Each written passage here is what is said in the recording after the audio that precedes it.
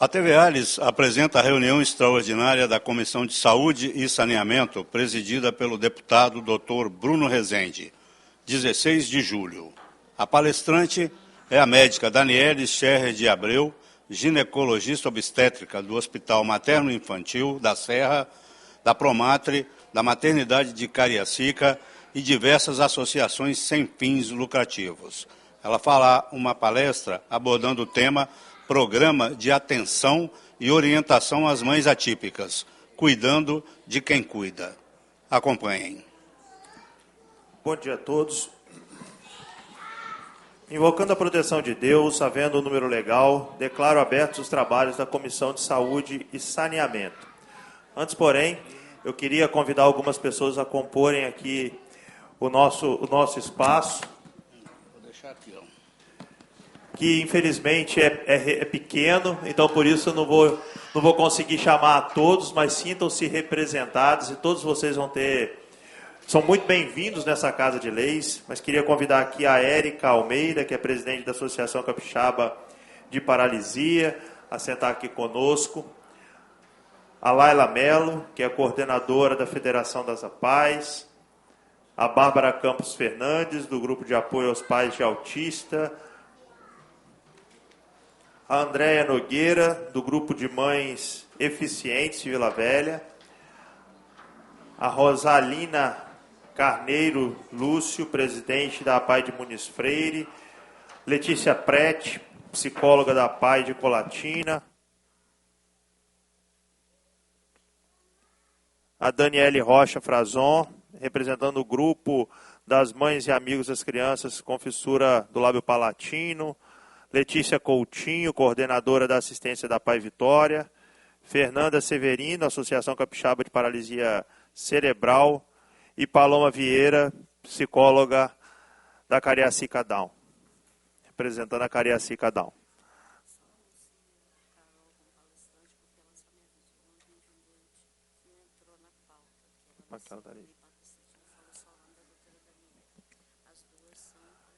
Anunciando aqui que nós teremos duas palestrantes inicialmente com voz, a Carol Tristão, que é diretora de desenvolvimento institucional da APAE de Vitória, e a Daniele Scherrer.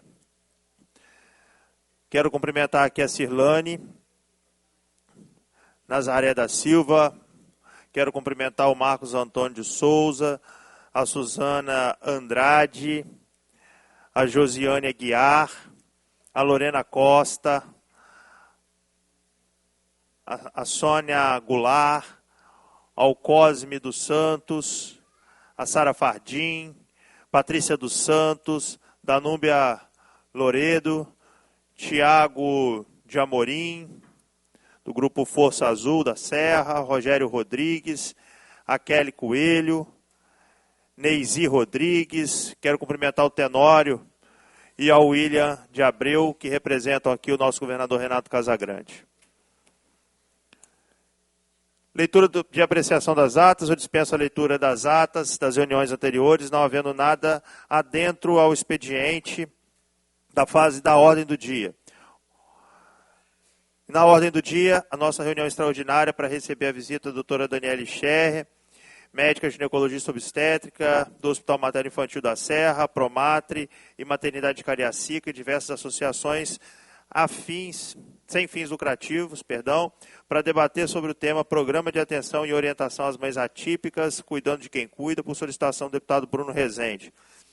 O objetivo aqui hoje é escutar um pouco o que vocês pensam sobre esse tema que é tão importante.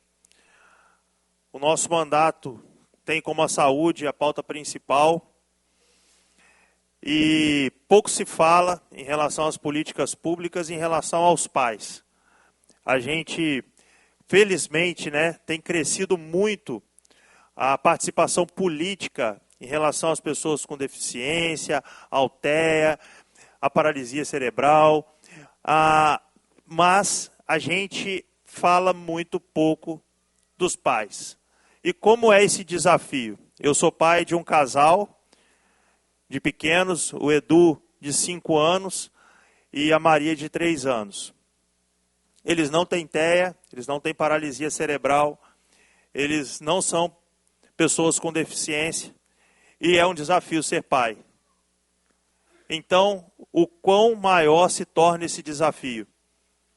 Essa sensibilização foi o que entrou no nosso gabinete, e nós estamos construindo um projeto de lei que já começou a tramitar nessa casa, mas se ele estivesse pronto, se ele não pudesse ser modificado, se a voz de vocês não valesse, vocês não estariam aqui. Então entendam que esse projeto, ele está tramitando, mas ele não está necessariamente pronto. A contribuição de vocês que vivem na prática é fundamental. Então aqui hoje a gente não precisa esgotar o assunto. O nosso gabinete ele vai estar aberto a todos vocês para que possam dar as suas contribuições e aprimorar o que a gente já fez. Avaliando também a experiência de outros estados. Então, que vocês possam dar essa contribuição. Eu gostaria de convidar a minha querida Dani Scherrer para ter a fala nesse momento.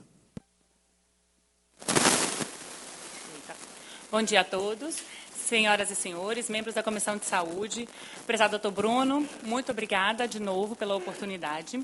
E é com imensa honra que eu me dirijo a esta casa para um tema super importante, né, que é o Programa de Atenção e Orientações às Mães Atípicas. Como o doutor Bruno já falou, né, a gente precisa debater, discutir um pouco o programa, e não é só mães atípicas, né, a gente também tem pais atípicos que também estão bem presentes, mas acaba que na nossa sociedade patriarcal, né, geralmente a mãe que cuida. E se a mãe não estiver bem, a família toda não vai estar bem. Então a gente não consegue, no fim, né, nem a sociedade estará bem também. Então a gente precisa tomar conta dessas mães. Porque a gente pensa simplesmente, ou igual como o doutor Bruno falou, né, a gente teve muitos cuidados, teve muitos avanços para essa população, né, para as crianças, mas acabamos esquecendo um pouco das mães. O que a gente faz? Eu, como ginecologista e obstetra, e principalmente como mãe, eu sou mãe, eu tenho 2 meninas também, uma de 3 e uma de 6 anos. A de 6 anos, ela é neuroatípica, só que ela só tem altas habilidades, e mesmo assim já me demanda muito. Imagina o tanto de terapia que ela precisa, mas o tanto de terapia que todas as outras mães precisam acompanhar e tudo, e esquecem da gente. E eu, como ginecologista, né, eu ouço muitas mães, então eu falo como pelas mães, né? Porque eu chego lá no consultório, as pacientes têm 5 anos que elas têm o filho já tem 5 anos, os filhos estão com a terapia em dia, estão com tudo em dia, mas a mãe esqueceu dela. Tem 5 anos que ela não colhe um preventivo, tem 5 anos que ela não faz uma mamografia, tem 5 anos que ela não sabe nem aonde ela está. Geralmente, essas consultas com essas pacientes viram uma terapia, porque elas choram horrores no meu consultório, falando da vivência, falando do que está acontecendo, falando de que elas esqueceram delas, e aí, geralmente, elas não estão felizes com elas mesmas, não estão felizes na família, não estão felizes. Então, assim, se a gente não tiver um olhar para essa mãe, a gente não vai ter quem cuide dessa criança. Então, a gente precisa das mães bem para a gente poder cuidar dessas crianças. Então, essas mães, elas têm um papel muito importante na sociedade. Elas que vão gerar, que vão cuidar dessas crianças, para essas crianças estarem inseridas na sociedade no futuro. Então, a gente tem que lembrar que essas crianças um dia vão ser adultos também. Um dia essas crianças vão estar lá na sociedade e que elas precisam... E a mãe ficou para trás, foi esquecida. Então, primeiro ponto que eu acho que a gente devia focar não proporcionar o acesso fácil aos cuidados de saúde especializados. Eu falo especializados, mas assim, a ginecologia e obstetrícia era para ser básica, era para ser uma atenção básica, mas não é isso que está acontecendo. E, infelizmente, como por falta de profissional, a gente não consegue ir diretamente, as mães não conseguem ir diretamente no ginecologista. Então, tem que passar primeiro no clínico, para o clínico passar, para o clínico para depois ir. Isso dificulta muito. Como é que a mãe tem que ir num clínico geral primeiro, para depois ir pegar um encaminhamento, para poder ir no ginecologista, para conseguir marcar um ginecologista. Aí, imagina, o ginecologista pede o preventivo, pede a ultrassom, depois tem que marcar ultrassom. E aí o problema está todo em como essas mães vão fazer tudo isso. Então, a gente precisa melhorar o acesso dessa mãe para a saúde dela, do pai também. Não podemos esquecer que os homens também têm os cuidados da avó, da tia, de quem cuidar dessa criança. Porque a gente precisa estar cuidando dessa mãe, só que para ela cuidar dela mesma, ela tem que contar com uma rede de apoio, onde ela vai deixar essa criança, com quem vai ficar com essa criança, quem vai olhar essa criança, quem vai levar essa criança na terapia, vai faltar terapia? Dependendo no SUS, se faltar terapia, você perde a vaga. Aí, pronto, então, aí está aí mais um problema, que se você perde, você perdeu a sua consulta, a sua terapia, por algum motivo. Você teve que cuidar de você teve que cuidar de alguém, você teve que cuidar de alguma coisa, você teve que cuidar de alguma coisa da casa, aí pronto, aí você perde o acesso, você não tem mais acesso. Aí, ou seja, facilitar o acesso desse cuidador para a saúde dela. Além disso, garantir um apoio psicológico contínuo, porque é impressionante como essas mães chegam. Eu falo do meu consultório porque eu estou no consultório, lá no fim, na ginecologia, e essas mães desabam porque ninguém ouve elas. Ninguém está ali para ouvir, elas não conseguem um psicólogo, elas não conseguem um psiquiatra, se elas conseguem um psicólogo, elas não conseguem como ir no psicólogo, aí o psicólogo é toda semana, aí como é que ela vai, porque ela tem que cuidar do filho, ela tem que cuidar de novo, e pronto, entramos no mesmo problema da saúde, do cuidado da saúde. Então, a saúde mental dessas mães, ela precisa ser prioridade, porque se a mãe não estiver bem, a criança não está bem, a família não está bem, tudo desaba. O terceiro é promover orientação e educação dessas mães. Por quê? Acaba que a maioria das mães atípicas, inclusive das mães, a gente não tem a orientação do que tem dentro do governo para oferecer para essas crianças. Então, a gente tem que sair buscando e procura com uma mãe, procura com outra mãe, mas a gente não tem a orientação do próprio governo. O que o governo oferece, aonde a gente encontra essas informações. Carol estava me falando aqui que você vai no CRAS, a pessoa fala que você não precisa desse benefício, mas é lei. A pessoa não é ela que tem que definir isso, é uma lei. Então, a gente precisa garantir que essas mães, elas saibam aonde ela procurar as informações para ter o cuidado dela e o cuidado dos seus filhos também. Então, a gente precisa de oficinas educativas, palestras, materiais informativos, tudo disponibilizado para essas famílias dessas mães. Uma outra questão, que eu estava conversando com a Carol agora também, é promover centros de convivência de famílias atípicas. Igual como a gente tem de idosos, de adolescentes, para as mães. Ter lá, que seja um parquinho para a criança, para a mãe poder fazer a sua unha, fazer um cabelo. A mãe não consegue fazer um cabelo, não consegue ir na academia, não consegue fazer uma atividade física. Como é que a gente promove saúde, como é que a gente promove bem-estar, se a gente não consegue cuidar da sua saúde, cuidar da sua beleza também? A mãe precisa disso. O pai precisa fazer uma academia, a mãe precisa fazer uma academia, cuidar da sua saúde. Então, um centro de convivência, em todas as cidades, um centro de convivência, pelo menos, para essas mães irem lá, encontrar com outras mães, conversar com outras mães, conversar dos seus problemas com outras mães, conversar, tirar suas dúvidas. A gente conversando com outras mães, a gente consegue ver que você não está sozinha. O negócio é esse, a gente não está sozinho. Todo mundo passa pelo mesmo problema. Todo mundo passa pelas mesmas dificuldades e umas às outras a gente consegue se ajudar. A gente estando no centro de convivência, a gente consegue ajudar. Isso eu falo porque, assim, grupo de mães, a gente tem um monte de grupo de mães, né, de WhatsApp, de grupo das mães com altas habilidades, grupo das mães da escola, grupo das amigas que ficaram grávidas todas juntas. E isso ajuda a gente, assim, um nível absurdo. A gente fica doida com esse WhatsApp, mas é bom a gente ouvir outra mãe e falar assim, ai, que bom, eu não estou surtando sozinha. Você, num centro de convivência, você vai encontrar essas outras mães, você vai conversar com outras mães que você nunca não teria a possibilidade. Então, isso é um ponto que eu acho que a gente precisava observar bastante. E para concluir, né, que eu acho que eu já falei demais, que o papel do poder público, ele é indispensável na implementação da sustentabilidade do programa. A gente precisa garantir o financiamento adequado, a formação de profissionais especializados e uma rede de suporte intersetorial. Saúde, com os médicos disponíveis, psicólogo, psiquiatra, assistente social e, principalmente, educação. A implementação desse programa terá um impacto significativo, não só nessas famílias atípicas, mas em toda a sociedade. Porque a gente promovendo o bem-estar, promovendo um ciclo de boa vivência com todas as pessoas. Então, concluo reafirmando o meu compromisso e o dos profissionais de saúde, assim eu espero, né, com esta causa.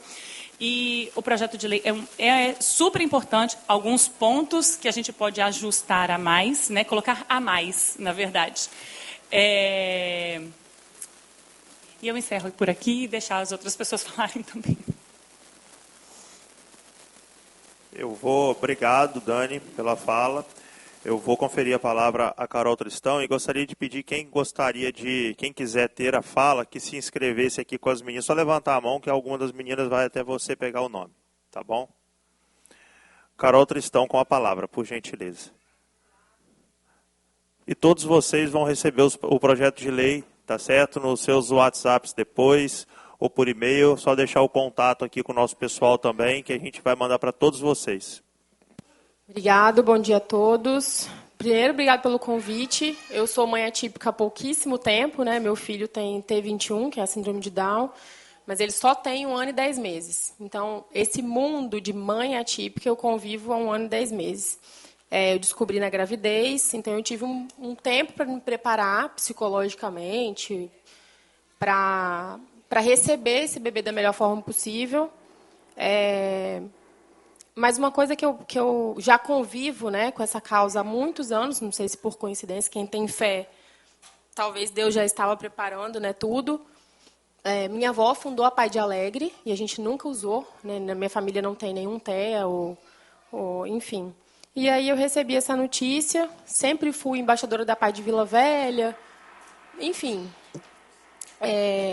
Tudo que a Dani falou, e eu vou permitir chamar Dani, porque é uma pessoa que eu amo de coração, faz sentido, a gente precisa, mas estando hoje, e eu estou aqui como mãe, eu não estou como a pai, apesar de hoje estar na Pai de Vitória, eu estou aqui como mãe, mas eu não tenho como não ter um olhar para quem não tem a mesma condição social que a gente, né?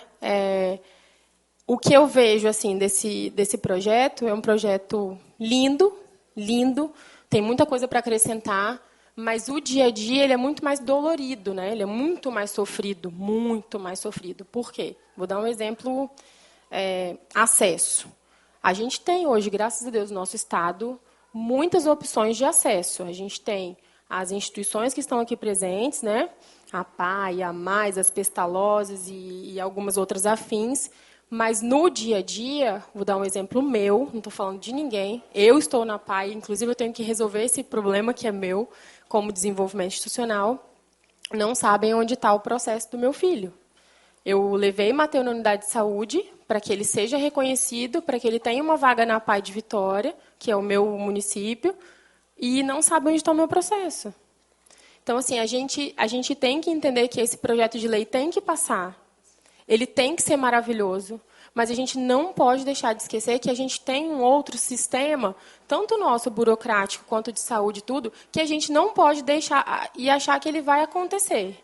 A gente vai ter que olhar para esse projeto, e aí eu não sei se formar uma comissão de mães brigonas, mas, né, assim, eu acho que o nosso papel não é brigar, ser reativo. Eu acho que a gente está aqui para aprender todos os dias, que eu aprendo com vocês.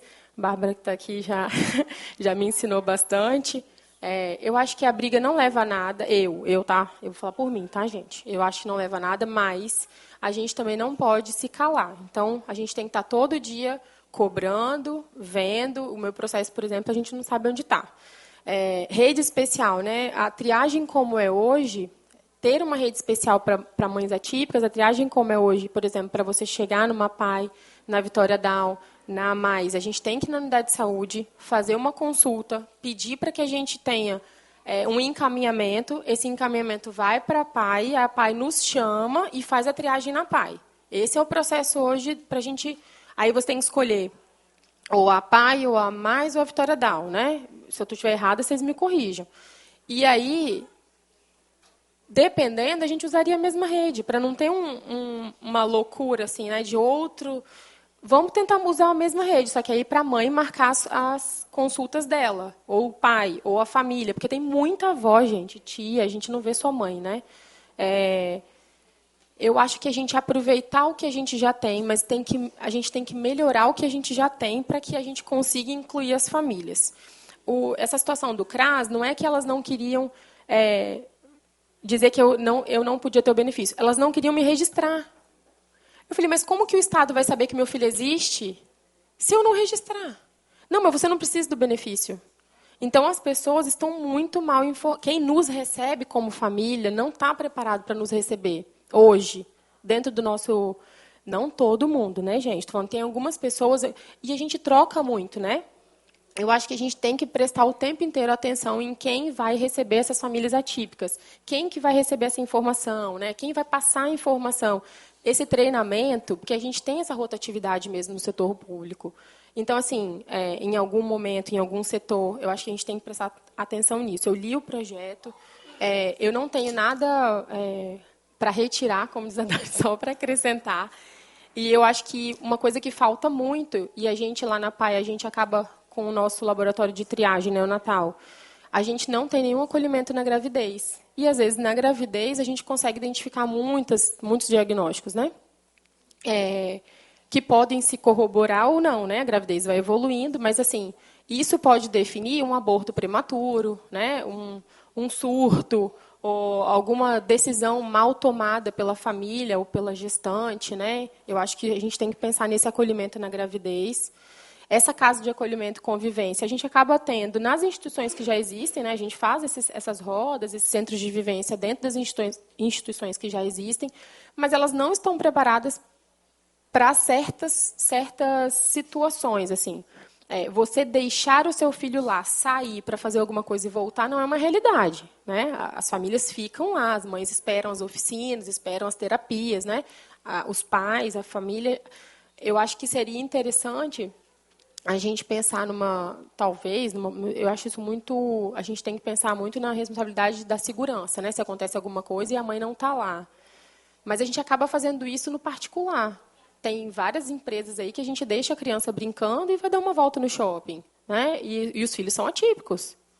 Então, assim, é uma responsabilidade também dessa empresa, mas pensar nessa possibilidade da gente pagar uma conta, resolver alguma coisa, né? A parte da beleza e da saúde está inclusa, porque isso muda a nossa autoestima. Eu acho que é isso que tem que ser levado em consideração. Se a pessoa vai querer mudar uma roupa numa loja, ou fazer uma unha, ou cabelo, ou ligar para alguém, ou sentar e falar, Senhor, 1 minuto de silêncio, graças a Deus. Isso independe, porque eu acho que o que a gente tem que pensar é que a autoestima da família ou do cuidador muda a relação do que ela vai ter com aquela criança atípica. Então, a gente tem que pensar em alguma situação. Esses grupos de famílias atípicas, eu acho sensacional a gente ter. Eu participo de alguns. E lá tem de tudo. Tem desde indicação para médicos que contemplam o plano. Né? Quando fala, alguém sabe algum otorrino que atende o plano tal? Isso salva a gente. Mas isso podia ser um canal de informação direcionado. Né? Uma coisa... com bastante responsabilidade, porque lá é a opinião das pessoas. Então, todo mundo lá quer ser um pouco médico, as mães principalmente, né, Bárbara? A gente quer indicar coisas para os filhos dos outros. Depois eu fico, gente, meu Deus, olha só a outra dando essa sem responsabilidade. Então, se a gente tivesse uma rede informativa que fosse, não sei, um site, uma landing page, alguma coisa, para as famílias atípicas, que incluísse informação científica ou alguma indicação correta, né, alguma coisa que fosse com responsabilidade, eu acho que seria interessantíssimo, porque aí independe da neurotipia. Né? Medicação. A gente tem que tentar conversar um pouco mais sobre a farmácia popular, que ela já existe, já é um programa, mas dentro desse projeto a gente tem que colocar alguma coisa sobre as medicações, né, a entrega, a acessibilidade. A gente perde a receita, é uma loucura se você perde aquela receita, é um transtorno para você conseguir outra. E Eu acho que uma coisa aqui sobre o benefício. Esse projeto também tinha que falar alguma coisa sobre o benefício, porque hoje eu convivo com uma situação como desenvolvimento institucional que algumas mães questionam. O meu filho tem benefício hoje, mas ele tem idade para trabalhar. Mas eu não incentivo. E esse capacitismo não é só um capacitismo, né? Não é a família que não quer que o filho trabalhe. É porque se esse adulto, esse adolescente, esse jovem, se ele entra no trabalho e ele não se adapta e ele perde o benefício, na volta é um outro transtorno para você conseguir o benefício de novo. E as empresas que a gente tem hoje, né? Um salário mínimo. Aí você pensa, ele vai se colocar em diversas situações de risco, e eu acho que a gente não tem como a gente não pensar isso como mãe, não tem como. Aí você fala assim, nossa, ele vai se colocar em diversas situações de risco para ganhar a mesma coisa que ele ganha, para receber o benefício, sendo que eu estou aqui, ele vai poder fazer outra coisa, ele vai... Aí a gente fica naquela... Então, eu não estou nessa fase ainda, gente. Eu tenho muito que aprender com vocês, muito. Eu sou um bebezinho, assim, mas o pouquinho que eu consegui identificar e estar junto são questões, talvez, informativas que a gente poderia melhorar, são questões de maior debate de programas, praticamente todos eles, o que a gente quer, eles já existem, mas eles não estão bem estabelecidos, o acesso não está tão claro, assim, tão fácil. Eu acho que esse projeto ele é maravilhoso, mas ele precisa de um tempo conosco, assim, com a nossa galera. Porque aí eu acho que eu não me coloco no direito de ter essa... Acho que é Cosme, né? Que está aqui, te conheci hoje, mas já sei horrores sobre você. E acho que esses pais, né, mais antigos, né, nessa causa, tem várias outras questões. Eu acho que a gente podia também, como pais atípicos, tentar, eu acho, tá, gente, ser menos reativos. Eu acho que a gente podia ouvir... muitas pessoas falam para mim, Carol, o Mateu tem um grau leve, né, de Down. Aí algumas mães que já ouviram, né, essa fala minha falam, nossa, eu fico muito brava. Eu falo, gente, a gente começou a aprender, eu comecei a aprender agora. Eu me coloco no lugar do outro, quanta besteira eu já não devo ter falado para alguma mãe atípica quando eu não era. Então eu falo, não, Down não tem grau, não é igual. Eu tento educar de uma forma... Tem hora que não dá, né? Tem hora que a gente dá uns coicezinhos assim de leve, porque... mas, no geral, eu acho que o nosso papel aqui hoje, Bruna, é assim, tentar trazer a realidade do dia a dia, melhorar esse projeto no grau máximo e tentar trazer dignidade para essas famílias, principalmente para essas famílias atípicas, né? Toda maternidade é um desafio, mas eu acho que o que está faltando no olhar nosso, assim, como quem entende um pouco, é entender que o que está faltando é dignidade. A gente olhar para o outro e entender que, enquanto ele não for digno, a gente não vai ter saúde mental, a gente não vai ter acesso, a gente não vai ter uma forma de apoiar essas famílias.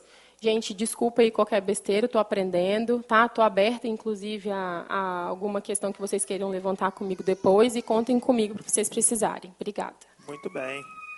Obrigado pelo seu depoimento, Carol, pela sua contribuição. Assim, a sessão está sendo gravada, tá? E a nossa equipe vai anotar tudo que vocês estão falando.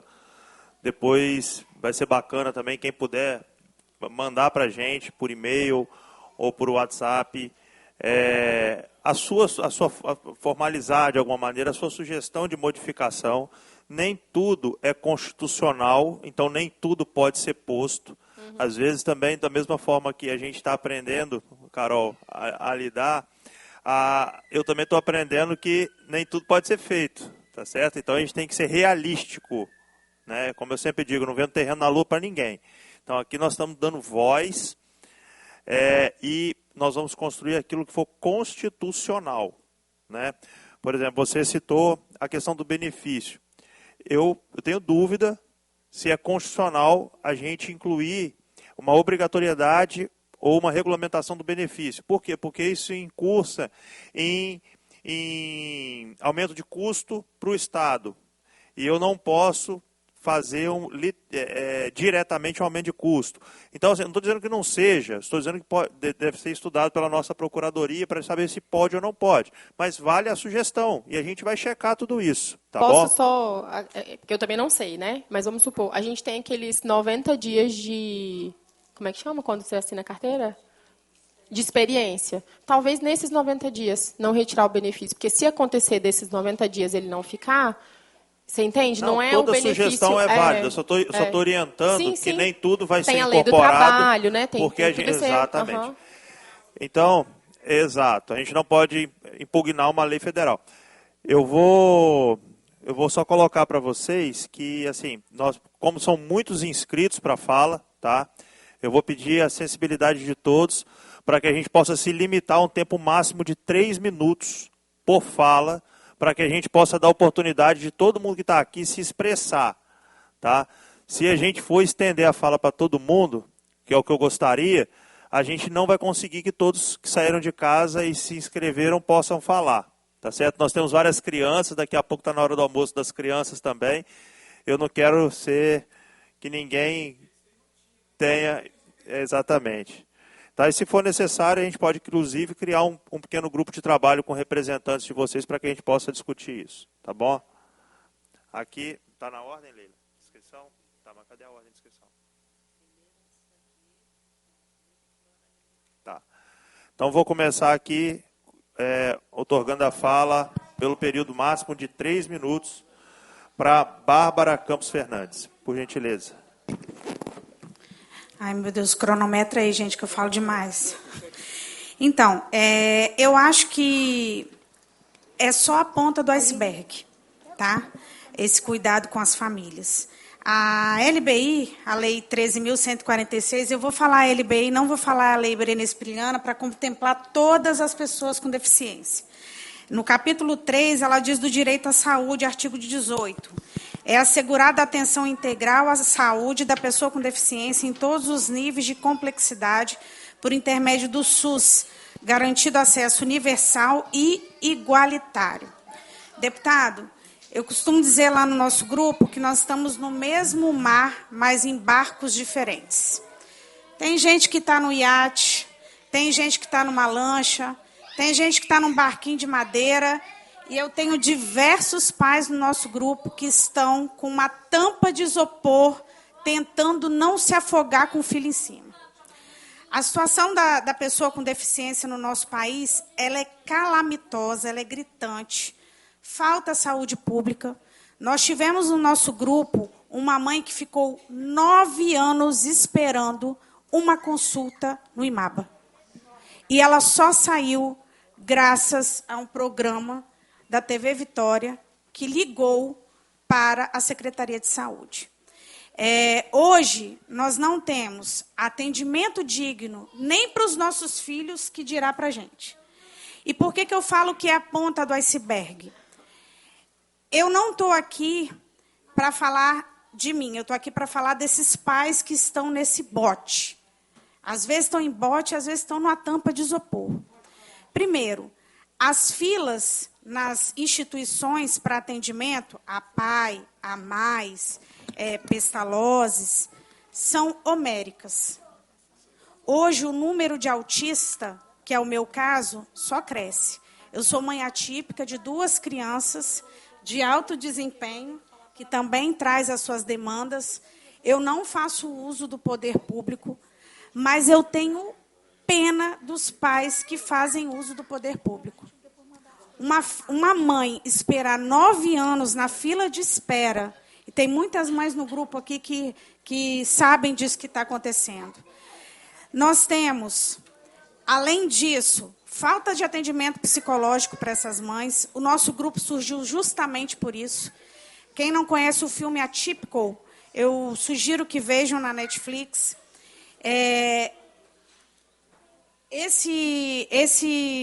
Essa série, ela foi feita nos Estados Unidos, cujas escolas abrem locais para os pais debaterem essas questões, né? Nós não temos atendimento às famílias no CRAS decentemente. Hoje, eu vou falar uma coisa que eu passei aqui, e eu sou uma pessoa que eu estudo todas as leis do autismo no país e fora do país. Eu não sabia que eu podia chegar aqui hoje e tirar a carteira de identidade dos meus filhos sem marcar. Os pais não têm essa informação, que ele chega aqui na Assembleia com laudo médico, com a certidão de nascimento e tira. E aí o que acontece, deputado? Acontece que as mães, os pais, os cuidadores, porque também nós temos avós, nós temos tias, a maioria das mães são abandonadas pelos pais quando recebem o diagnóstico. Eu não sei se isso cabe lá no T21, nas doenças raras. Nós somos poucos pais que não desistem. Cosme, meu marido que está aqui atrás com meus 2 filhos, Carol, Rogério. Nós temos pouquíssimos pais. Mas esses também precisam de tratamento. Deputado, o casamento acaba. Então é outra reunião. Dá uma descambada que você não tem noção. E olha que nós temos todos os recursos.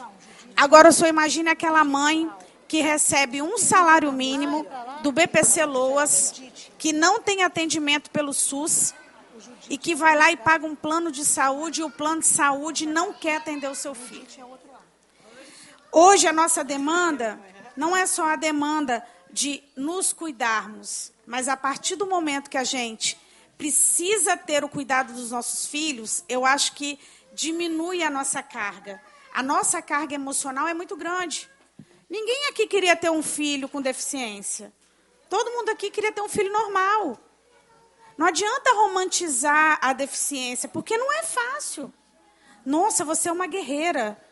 Eu sou, mas só Deus sabe como é que eu faço para dormir quando meu filho está em crise. Só Deus sabe como é que a gente faz para colocar um menino com a cabeça reta para tirar uma identidade. E aí o que acontece? O que nós precisamos, deputado, é que, primeiro, nós tenhamos uma referência de acolhimento a essas famílias, mas, principalmente, que nós tenhamos a maior dignidade de tratamento, não só para as famílias, mas para todas as pessoas com deficiência. Porque hoje nós estamos reféns do SUS, que não tem, dos planos de saúde que negam. Meu plano de saúde está negando terapia desde novembro, e ainda assim da questão do psicológico dessa mãe. Eu faço tratamento psiquiátrico há 8 anos. Como a doutora falou, a minha consulta é online. Tem 2 anos que eu não vejo meu psiquiatra, o prédio dele é aqui atrás. Mas como que eu faço? Graças à pandemia, a gente conseguiu a consulta online. E aí eu consigo fazer a minha terapia online. Então, nós precisamos debater isso. Me coloco à disposição, nosso grupo se coloca à disposição, porque também nós precisamos de efetividade no tratamento e efetividade no cuidado dessas famílias. Desculpe se eu ultrapassei aí, gente. Perdão. Obrigado pela sua contribuição, Bárbara. Eu vou conferir a palavra. Preciso de um tradutor aqui para a letra da Leila. Para Valesca Timóteo. Por gentileza. Quem que é Valesca? Por favor, Valesca. Vamos tentar só nos ater ao tempo, gente.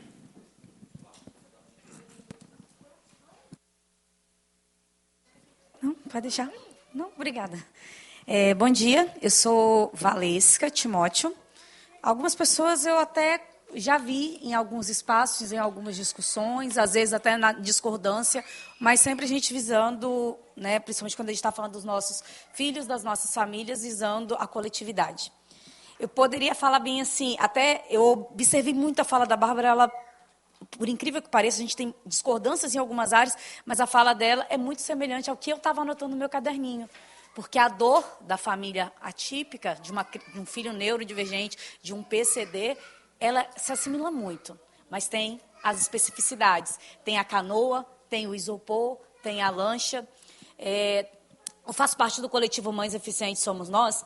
E aí, assim, primeiro eu preciso trazer uma coisa, é a Valesca, que conseguiu, né, ao longo da vida dela, estudar, ser uma servidora pública concursada, tocar a vida dela, que não teve o abandono do marido, no diagnóstico de 2 filhos, eu tenho 2 filhos com TEA. Mas outra coisa são as mães da nossa sociedade que tem uma alta vulnerabilidade social, uma luta histórica, eu não vou falar de construção histórica da sua vida, mas é uma luta histórica pela sobrevivência. Não é pelo viver, é pelo sobreviver. E aí a gente vai ter, às vezes, essas mães numa abordagem muito reativa. Porque o sapato dela já não aperta mais, já furou os dedos. Não cabe mais falar de sapato apertado. Então, assim, eu poderia falar que a Valesca é uma mulher forte, Mas, sinceramente, a gente tem que tirar essa autoproclamação nossa que nós somos fortes, porque, na verdade, o que nós fazemos é passar para a nossa sociedade que nós somos fortes para responder aos nossos direitos que não são garantidos. Seja por lei, quando eles são garantidos na lei, eles não são garantidos na efetividade. E eu vou pedir desculpa que eu estou no processo de crise de ansiedade, porque no nosso emocional a gente passa por isso.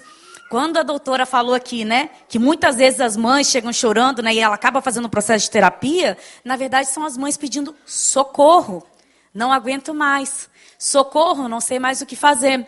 E assim, o projeto não li, então não posso emitir opinião, mas eu entendo que tudo que chega para somar e que seja dialogado, né, com os pares pertencentes ao debate, já valeu a pena. Por mais que às vezes a gente não possa prosseguir.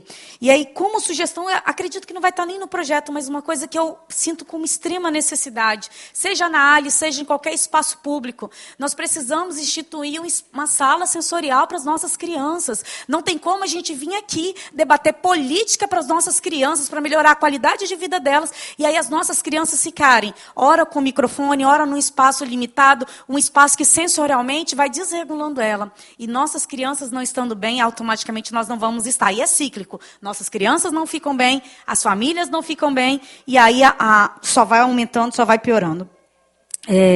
Sobre a questão das especialidades, então, nem se fala.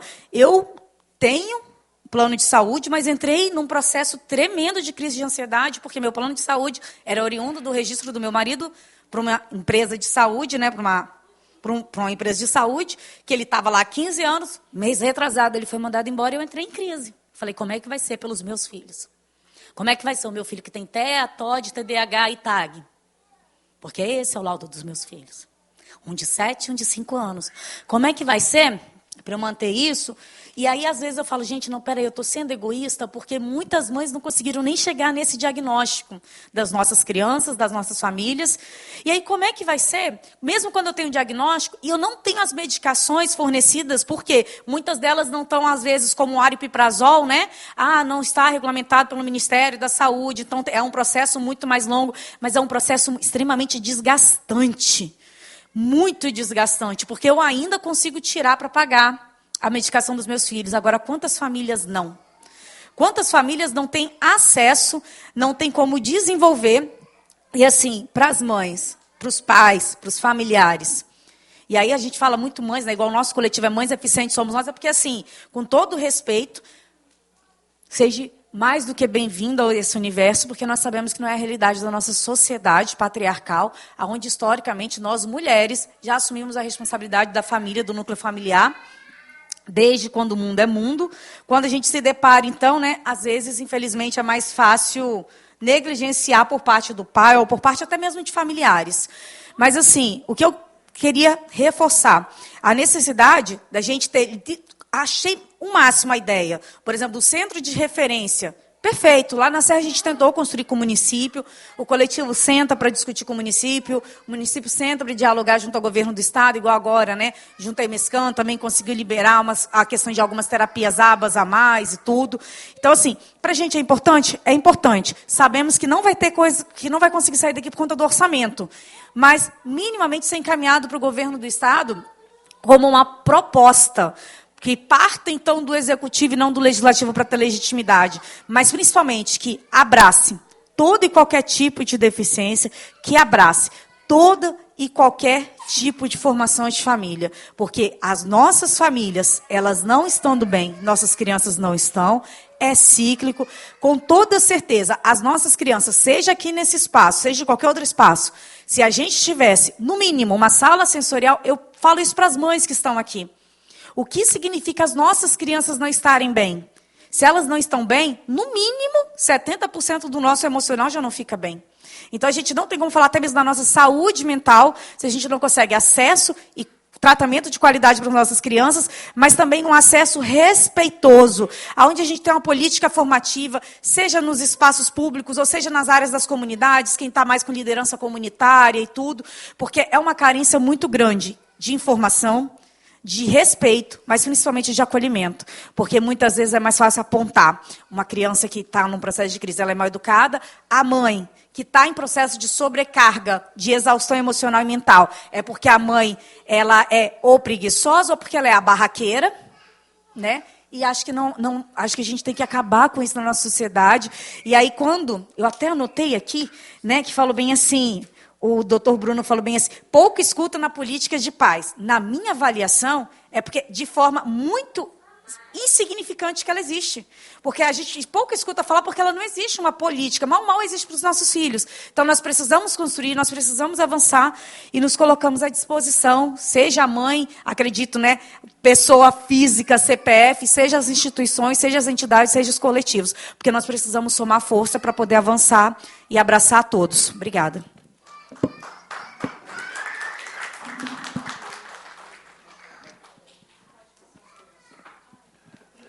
Obrigado, Valesca, pela sua contribuição. Inclusive, vamos fazer, pela comissão aqui, uma indicação ao presidente Marcelo Santos para que estude a criação de um espaço sensorial aqui, uma sala sensorial aqui na Assembleia, porque nós precisamos dar exemplo de inclusão. Essa é a casa do povo e tem que ser de todos os capixabas, todos. Vamos providenciar essa indicação ao presidente Marcelo Santos. Eu vou conferir a palavra a Andréa Nogueira. O Bruno vai ser o chato da sessão. Ele vai ficar com a papelzinho do tempo. Não briguem com ele, por favor. Ele é muito gentil. Tá? Então, por gentileza, Andréa. Bom dia. Então, eu faço parte, sou desse universo de mães atípicas, de pais atípicos, né, seu Cosme? Mas eu, como a Valesca já falou, pelo nosso grupo Mães Deficientes Somos Nós, a qual a gente tem uma liderança, a Lucinha, ela está viajando, por isso que ela não está aqui. Mas eu quero hoje falar, não vou falar do meu filho, não vou falar do espectro do PCD. Eu vou falar de um caso específico, porque esse caso ele precisa vir à tona. Ali na plateia, ali no plenário, está sentada uma senhora, Dona Ridalva. A Dona Ridalva está com o filho dela, de 45 anos hoje, preso no sistema prisional do Estado do Espírito Santo, porque ele tem retardamento mental. O meu filho, ele é um autista, grau 3 de suporte, com retardamento mental moderado e uma ansiedade generalizada. Fala um nome bonito, isso, mas a realidade é essa. É isso daí que acontece. Eu me coloco na condição dessa mãe, como tantos e tantos pais se colocam, por quê? O meu filho, se ele pedir para fazer xixi e no correio levar ele, por que eu não queria sair daqui? Porque eu não quero perder nada. Então eu pedi para levar e levaram ele para fazer xixi. Se não levar, ele põe o negócio dele para fora e faz xixi aqui. Ele não tem a noção. O filho dela tem 45 anos, completou 45 anos preso, completou 44 anos preso, ele está preso há 1 ano e 4 meses. Porque ele desceu lá do apartamento onde eles moravam, que hoje ela nem mora mais lá, e simplesmente chegou lá embaixo e colocou o negócio dele para fora para fazer xixi. As crianças vieram para junto dele, outras mães ligaram para a polícia e falaram que ele estava assediando. E resumo, gente, esse rapaz, ele está esquecido dentro do sistema prisional há 1 ano e 4 meses. Se ninguém fizer nada por ele, ele vai continuar preso. E aquela mulher lá, gente, ela mora próximo de mim. Dona Ridalva, levanta, Dona Ridalva, por favor. Aquela senhora ali, ela não sabe ler, ela não sabe escrever. Ela é uma mãe que cuida do filho dela com o maior zelo a vida inteira. A vida inteira. E um descuido, que aconteceu um fato desse, o rapaz está preso. E eu peço de verdade a vocês, pelo amor de Deus, busquem tudo, porque a gente fala assim, mas a lei é a morosidade. O meu filho está sem estudar 1 ano. Está na justiça, mas a justiça é lenta, é morosa, demora. Tudo bem, meu filho é cuidado por mim, ele não sai de perto de mim o tempo inteiro. Ele fica comigo 24 horas do dia. É eu e ele e o pai. O pai está trabalhando, graças a Deus, e eu estou cuidando dele. Só que o meu filho vai crescer. O filho dessa mulher, ele não é uma estatística, ele é uma pessoa. A família da dona Ridalva, o pai, só faz trabalhar para ver se esquece. Ela só faz trabalhar ela vende também roupa, essas coisas. Ela só faz trabalhar e andar pela rua ajudando outras pessoas, moradores de rua, para ver se ela esquece a dor dela. Só que a dor dessa mãe tem que chamar a atenção dessa sociedade.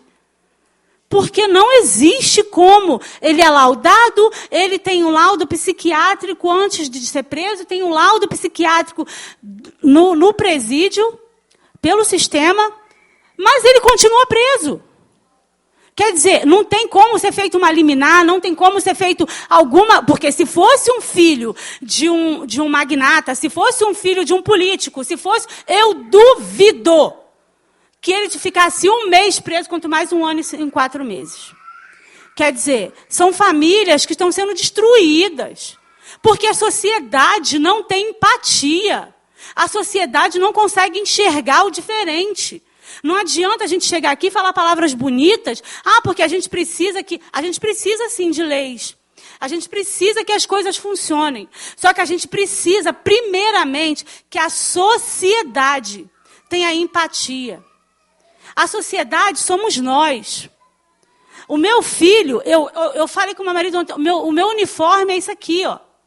Eu só uso camisa. Sabe por quê? Porque a forma das pessoas enxergarem na rua, se ele fizer alguma coisa, falar, pelo amor de Deus, vamos ter um pouquinho de paciência.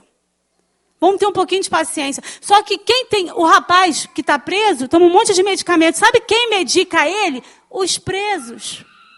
Ele ficou com a perna inchada desse tamanho. Desculpa, gente, eu sei que eu estou passando do tempo, eu vou parar. Ele ficou com a perna deste tamanho. Quem faz alguma coisa? Quem vai enxergar a gente? Quem vai cuidar daquela mãe? Ela é uma mãe atípica.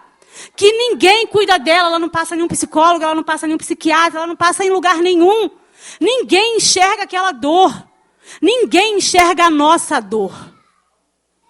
Eu penso diferente da mãezinha que falou, porque eu aprendi com a Lucinha, eu aprendo muita coisa com aquela mulher. Ela fala o seguinte, a gente bate, se a porta não abrir, a gente arromba, a gente entra. E eu, sinceramente, não sou barraqueira, gente, mas eu me identifico profundamente com isso.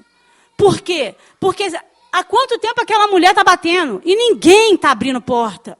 Ninguém. Ela já veio aqui na ALI, no negócio de Comissão de Direitos Humanos. Ninguém. Ela já foi na Defensoria Pública. E ele continua preso. Tem que esperar. Esperar o quê? Ele morrer? Tem que esperar ter uma coisa dentro do presídio. E Deus que me perdoe, aí ele virar uma estatística, porque estatística ele já é. É um PCD que está preso. Quando não poderia estar lá. Então, assim, eu estou aqui, gente, implorando, eu não estou pedindo, eu estou implorando. Usem toda a energia de vocês, todo o que vocês têm de chegar num juiz de tudo, e tenta ajudar essa mãe, pelo amor de Deus. Porque ali é um caso que o meu filho, os nossos filhos estão com a gente, o dela está trancado dentro de uma cela, junto com pessoas que realmente fizeram por onde está ali. E ele está lá. Então, obrigada, desculpa. Obrigado pelo seu depoimento, André. Depoimento muito forte. Tá? Acho que não é a primeira vez que a gente se encontra, né? Inclusive o seu pequeno eu acho que eu já vi aqui na Assembleia. Tá certo. Que bom, mas eu acho que a gente precisa disso mesmo, pessoas que comprem a briga às vezes e coloquem o que pensam de verdade. Eu acho que a questão não é briga, é conseguir se expressar de uma maneira tal que consiga ser atendido, né? E aqui, se não fosse para dar voz, eu não tinha saído da minha casa. Hoje eu acordei 4 horas da manhã para poder estar aqui com vocês. Tá certo? E essa não é a primeira discussão que nós temos. Você certamente já esteve em outras sessões minhas, né? E o que cabe ao legislador é confeccionar leis e fiscalizar o Poder Executivo no que se refere à aplicação dessas leis. Acho que o nosso dever está sendo cumprido e vocês estão aqui tendo voz, né? Felizmente, você não vai precisar arrombar porta nenhuma porque ela estava aberta. Então, eu vou conferir agora a palavra a Kelly Coelho. por gentileza, com a palavra por 3 minutos. Pessoal, bom dia. Me chamo Kelly Coelho, sou uma mãe atípica. Eu não vou ser repetitiva, eu vou agregar as falas da Carol, da Dani e da Bárbara. Então, uma vez que o LOAS, para receber, né, você tem que estar na miséria extrema, né, e para não sobrecarregar o sistema, que tal a gente poder ter um incentivo fiscal às empresas para elas contratarem pais, mães, principalmente atípicas, tá? Existem hoje modalidades de trabalho remoto, né? Trabalho de meio período, em call center, enfim, no meios corporativos. Então, por que fazer um incentivo fiscal, uma vez que, inclusive, tem isso para pessoas com deficiência? Aqui não tem ninguém preguiçoso, nós trabalhamos, inclusive a gente trabalha depois de perder noite, enfim. Continuando, incentivo fiscal também para escolas particulares, uma vez que não tem muita vaga disponível em escola pública para crianças atípicas. Também leis mais rigorosas para plano de saúde que estão hoje descredenciando, né, os autistas. E prioridade, né, nas consultas em posto de saúde para as mães, de novo, que precisam de psicólogo e outros tipos de consulta. Obrigado pela sua contribuição, Kelly. Eu acho muito legal essa sugestão de incentivo fiscal para a contratação de mães atípicas. Tá? De novo, a gente vai precisar da nossa procuradoria para saber quanto à condicionalidade, mas eu acho fantástica a sua ideia. Tá? E todas foram anotadas, nós vamos fazer a consulta de todos. Se não puderem se traduzir em lei, a gente vai fazer indicação para que o Poder Executivo possa encaminhar lei a essa casa, aí sim com implicação no erário público, tá certo? Para que a gente possa traduzir isso em realidade, tá certo? Hoje, inclusive, se eu conseguir chegar lá, eu tenho uma reunião com o governador Renato Casagrande mais tarde, eu já vou levar para ele um pool de possibilidades desse debate aqui, tá bom? Eu vou conferir a palavra agora a Josiane Aguiar da Silva, por gentileza. Bom dia a todos, meu nome é Josiane, eu sou psicóloga da Paz de Muniz Freire. Eu ouvindo as mães falando, e me remeteu muitos atendimentos, quando as famílias chegam, logo assim que eles chegam com um diagnóstico, logo assim que eles chegam a conversar com a gente, e eu vejo muito desespero de não entender ainda o mundo, de entender onde tudo que vai acontecer, as informações que quase não tem. Então, assim, eu só queria pontuar isso mesmo, que eu vejo que hoje as famílias elas precisam ser vistas, e elas não estão sendo vistas. Elas precisam ser cuidadas, e elas não estão sendo cuidadas. É aquilo que as mães falaram aqui. Se a família não for cuidada, ela não vai conseguir cuidar tão bem do seu filho. Mas não por falta de amor, mas porque ela não vai ter condição física, emocional. Ela não vai ter condição. E não é por falta de amor, porque amor está sobrando. Mas é porque fisicamente ela não está conseguindo olhar para ela, porque ela está dando 110, 120, 150% dela ali, em cima desses filhos que elas vão montando. Eu pontuei algumas coisas aqui, que é em relação aos informativos dos órgãos, tipo CRAS e outros demais. Eu vejo muito que quando a gente encaminha e fala, olha, nesse tal órgão, pode ir, porque você vai ter informação. E quando essas famílias chegam lá, elas não têm informação. Ou chegam e não têm informação completa. Ou chegam e dão de cara com pessoas que recebem mal. Aí elas voltam e falam assim, Josi, eu não consegui, eu não tenho informação, eu não estou sendo bem atendida. E isso é uma frustração gigante, onde os pais eles começam a ver meios onde tem grupos e tudo mais que ajudam. Mas eu vejo a falta de empatia nesses outros profissionais também. Eu coloquei aqui também, eu percebo muito que as famílias precisam desse cuidado por causa de rotinas cansativas, estressantes, tudo isso que vocês, mais do que eu, vocês sabem que é para que os filhos de vocês fiquem estabilizados, consigam fazer um belo tratamento. Em relação à medicação, uma das mães falaram aqui, e eu tenho algumas experiências de, às vezes, indicar para que a mãe, eu falo, olha, você tem direito a tal medicação, vai lá, procura tal pessoa. E como que esse processo, ele é lento e ele é difícil de conseguir. E medicação que os filhos têm direito. E são medicações caras. Aí, quando chega lá, tem que fazer 299 processos, e uma mãe que tem um filho que depende muito dela, ela não consegue fazer isso. Então, assim, é facilitar esses processos para essas famílias, que é um direito. Então, se é um direito, por que a gente não pode, né, talvez facilitar, ver outras formas? Eu não estou, assim, facilitar, que eu falo, é dentro da lei, dentro dos direitos, daquilo que a criança merece e que ela é direito dela. Então, essa pontuação e questão do emprego também. Eu tenho uma experiência de um adolescente que a gente estimulando ele a conseguir um emprego, ele conseguiu, ele ficou super feliz. Só que quando a gente chegou na família, para ele poder expressar essa felicidade para a família falou assim, olha, eu não vou deixar ele trabalhar. Por quê, mãezinha? Porque ele não vai perder o BPC dele. E eu fico com medo dele depois, ele não conseguir se adaptar. E como é que a gente vai conseguir manter o tratamento dele? Então, eu vejo que tem que ser olhado com carinho. E aí esse menino ficou, nossa, mãe, mas eu quero. Mas aí a mãe foi e explicou a ele. Então, foi uma frustração gigante. Então, a gente quer dar autonomia a essas crianças e adolescentes, mas, ao mesmo tempo, essa autonomia não está sendo dada. Então, eu vejo que essa questão do BPC, ele precisa ser olhado com carinho. Porque como que eu quero que a gente tenha adolescentes, adultos desenvolvidos e tendo uma qualidade de vida melhor possível se a gente não dá isso? Tá bom? Obrigada. Você vê que a discussão tem que ser muito ampla, né? A gente já falou aqui de questões federais, a gente já citou aqui âmbito estadual e citamos aqui âmbito municipal. Então você vê que essa discussão ela tem que abarcar todos os poderes, né? Não apenas uma célula. Mas muito obrigado pela sua fala, Josiane. E eu vou conferir agora a fala Fernanda Severino, da Associação Capixaba de Paralisia Cerebral. Bom dia a todos, obrigada pela oportunidade. Então, meu nome é Fernanda Severino, sou membro da diretoria da Associação Capixaba de Paralisia Cerebral, junto com a Érica, diretora-presidente, que está aqui comigo hoje. Vou tentar otimizar, né, porque todos já falaram, e eu espero apenas complementar dentro da proposta do projeto.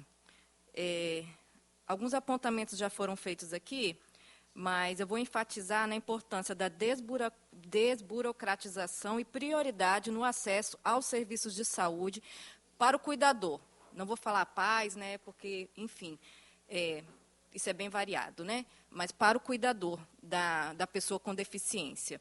E com isso, com desburocratização e prioridade, eu também quero pontuar que seria interessante um programa de atendimento online. Por quê? Gente, cuidador, pai, mãe, atípico, é sobrecarregado, né? É sobrecarregado. Não tem tempo para se cuidar. Às vezes, dá início ao processo, eu estou falando por mim. E olha que eu tenho até plano de saúde, mas começa um tratamento de saúde, tem que fazer exame, tem que... Não concluo, né? Enfim, então, o atendimento online, tanto de um tratamento psicológico, psiquiátrico, até um atendimento com uma ginecologista, gente, isso ia otimizar muito o tempo dessas pessoas. Isso é muito importante para que elas possam dar continuidade ao tratamento, ok? Outra questão aqui que eu queria apontar, que seria talvez interessante, vocês poderiam pensar nisso, num portal do Governo do Estado do Espírito Santo, com as informações de direitos básicos para a pessoa com deficiência, como acessar os serviços de saúde aos quais essas pessoas têm direito. Por quê? Após o diagnóstico, que já é demorado para conseguir, né? Nós sabemos disso, essas famílias elas precisam de um norte e elas precisam saber aonde buscar, né? Então, é importante ter essas informações talvez centralizadas em algum lugar.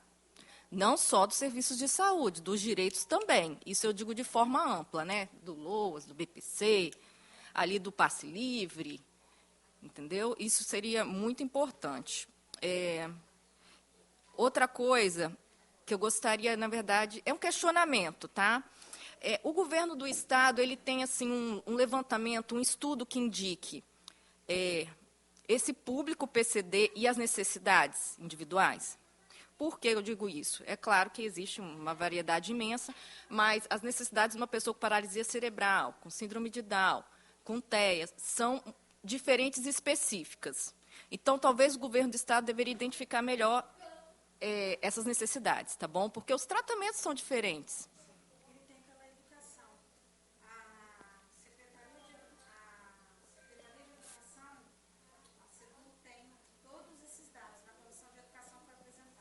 das pessoas inscritas. Para quem está no ensino regular, tem todas as especificidades. E quem não tiver? Quem não tem, não tem. E quem está no setor privado de educação? Tem também, entra tudo. A gente pode fazer um requisito de informação sobre isso para ter formalizado e a gente passar para vocês essa resposta formal. Eu acho que tem que ser identificada as demandas reais para depois se estudar soluções. Ok. Ok? Ok. Bom, só apontando mais uma questão, tá? E porque, aproveitando a oportunidade da gente estar aqui com a Comissão de Saúde, é um problema que está acontecendo com o CREFS, que atualmente está sem profissional para aplicação do Botox.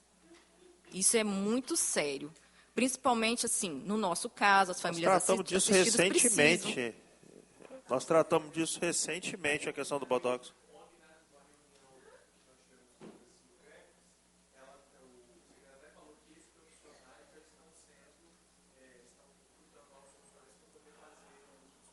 Esse não é um problema novo, a gente já agiu em relação a isso, tá? E a informação que estão me passando aqui agora é que foi debatido, inclusive, novamente ontem pela comissão e já está sendo revisto esse profissional. Ok? Bom, vou conferir agora, obrigado pela sua contribuição, acho que foram muito pertinentes. A Carla Moreira, por gentileza, com a palavra. Bom dia a todos, eu sou Carla, mãe da Ana Luísa, mãe de uma criança... Eu aqui, ó. Tá lá. Mãe de uma criança com paralisia cerebral, que, por exemplo, hoje não pôde estar aqui por falta de acessibilidade. Eu quero agradecer essa oportunidade em relação a essa reunião, que é muito importante em tratar da família. E eu entendo, enquanto dever do Estado é assegurar o direito da pessoa com deficiência, é dever do Estado e também da família. E esse tema é muito importante, porque quando se fala em cuidar de quem cuida, eu entendo que automaticamente se inclui a pessoa com deficiência.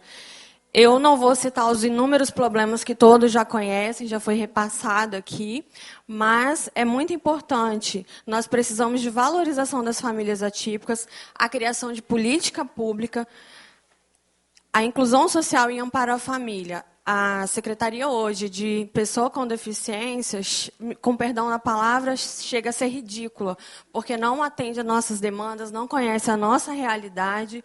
Eu não sei se tem aqui alguém representando e por isso eu peço desculpa.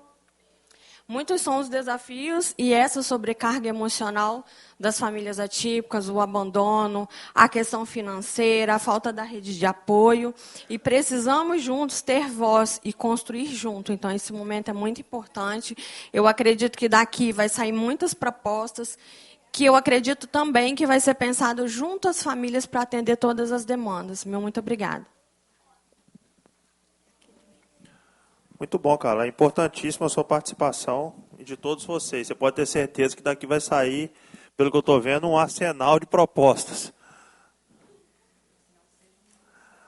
Vou conferir a palavra ao Cosme dos Santos, representando aqui os pais, né? Porque eu só estou vendo o representante das mães. Eu, como pai, estou me sentindo isolado, Cosme. Tá bom, que os homens levantem a mão aí, gente. Cadê os pais nesse lugar, pelo amor de Deus? Oi.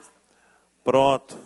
Então nós temos alguns, somos poucos, mas estamos aqui, né Cosme? Cosme já fez a primeira indicação de modificação do projeto, preciso aqui deixar claro que inclua-se os pais na proposta. Tá bom, Cosme? Por gentileza. Bom dia a todos, eu sou Cosme, tá? Sou pai do Matheus, tem 26 anos. E uma das pessoas que eu mais falo aqui, converso, é a Andréia, tá? Que a gente sempre está conversando, depois a Bárbara, tá? E a gente conversa direto sobre assuntos. Eu tenho um grupo de pais e mães de autista na Serra, que de 10 em 10 minutos tem um pai e uma mãe conversando comigo. Aí vocês falam assim, você não faz mais nada na vida, não? Tá? Eu fico com o Matheus durante 24 horas, a minha esposa trabalha, ela é professora na rede de Cariacica e Vila Velha, mas eu tenho que tomar conta do Matheus. Por que eu tenho que tomar conta do Matheus? Porque eu não posso deixar ele com outra pessoa. Quando a minha esposa foi efetivada, cortaram o nosso BPC. Quer dizer, eu não tenho um centavo em casa a não ser o dinheiro da minha esposa. Tá? Mas nem por isso eu me frustro. Por que eu ajudo pais e mães? Todo dia no meu grupo entra, tá? E eu tenho que dar a resposta. Por que eu faço isso? Para que eu não entre numa casinha, numa caverna e fique lá. Então, assim, eu sou meu autoterapeuta. Para eu viver em pé, eu tenho que fazer alguma coisa pelas outras pessoas. Eu poderia simplesmente frustrar, me aborrecer. Eu tenho 2 faculdades, tá? Já trabalhei em farmácia, já atendi ministro do Estado, já atendi artistas da Globo, que eu trabalhava em farmácia. Eu era para ser um cara frustrado. Está ali, encostado ali. Mas não. O que eu faço... André sabe, mais ou menos. André me acompanha, tem a outra aqui que está me acompanhando. E, de vez em quando, alguém chega numa palestra e fala, o seu Cosme lá da Serra. Aí eu falo, obrigado porque vocês tocaram no meu nome. Então, isso me faz muito bem. Tá? Eu estou aqui hoje por quê? Porque é semana de férias da Rede Cariacica e Vila Velha e a minha esposa está com o Matheus. Tá? Senão, não poderia estar. Eu poderia trazer ele, mas ele ia roubar a cena. Que ele é 26 anos e grandão. Mas não dá trabalho, não. E, realmente, nós, pais, mães, precisamos de uma ajuda diferente. Tá? A minha preocupação desse projeto é o seguinte.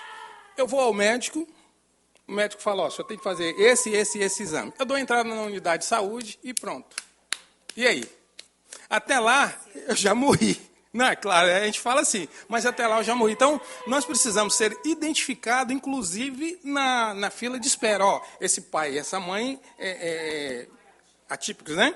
Então, vamos dar uma prioridade para ele. Mas como que nós vamos ser identificados no Sistema Único de Saúde? A minha preocupação é só essa aqui. Tá? Como vai se dar o andamento a partir do momento que eu dou entrada lá na regulação? Que a gente sabe que as vagas são do governo do Estado. Aí rateia entre a cidade de Pinheiro, Alegre e tal. Aí vem todo mundo no ônibus, tá? Eu conheço tudo isso aí, tá?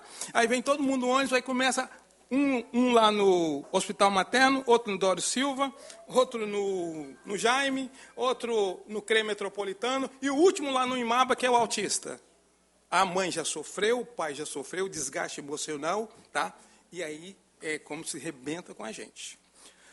E eu me mantenho em pé, porque o que eu faço?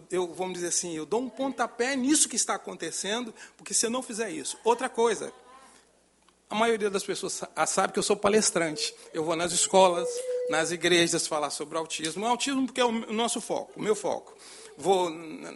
Por exemplo, amanhã eu vou fazer um podcast sobre autismo. Depois da manhã eu vou falar no supermercado. O que tem a ver supermercado com autismo? A inclusão. Tá? O bem-estar, um cliente bem atendido te traz 2 ou 3, um mal atendido te tira 35. Então, tudo isso faz parte daquilo que eu faço, porque é importante para mim, para que eu fique de pé, senão eu já estaria caído. Só isso aí. Muito bom, Cosme. Obrigado pela sua contribuição. Eu vou conferir a palavra agora ao Rogério Rodrigues, que acho que está lá na plateia. Rogério, por gentileza. Joia, Rogério, se quiser eu fico do seu lado aí. Arruma um copo d'água para ele. É sério. Nós vamos providenciar uma água para o Rogério. Arruma lá uma água para o Rogério para mim, por gentileza. Não precisa não. Minha fala vai ser breve hoje. Eu só queria que essa comissão aqui, que tudo que foi falado aqui, que ela siga e pratique, que não seja igual a comissão que teve de educação. Levou só nosso tempo e nada foi feito. O presidente e o vice-presidente prometeram um monte de coisa. Que ia até na prefeitura e iria na escola. Não fizeram nada. Mandei mensagem, cobrei, cadê? Nada, nenhuma satisfação pra gente. Outra coisa, eu estou com um sério problema de saúde. Com muita insistência, com muita gente me ajudando, eu consegui uma consulta lá na Serra, lá no posto de saúde da Serra, para ser atendido em Cariacica.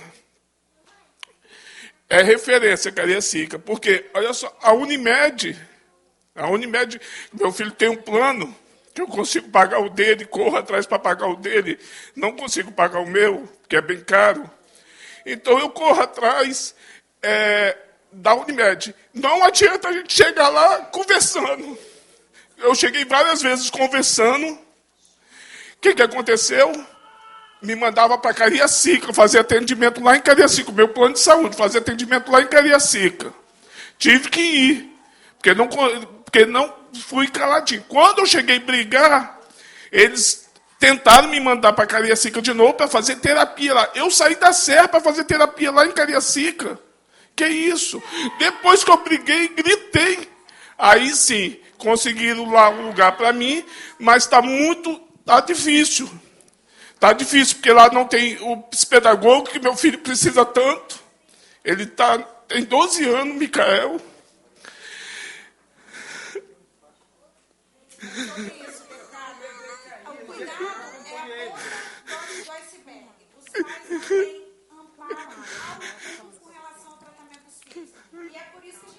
Eu acompanho o Rogério, gente. A gente sabe o que é isso.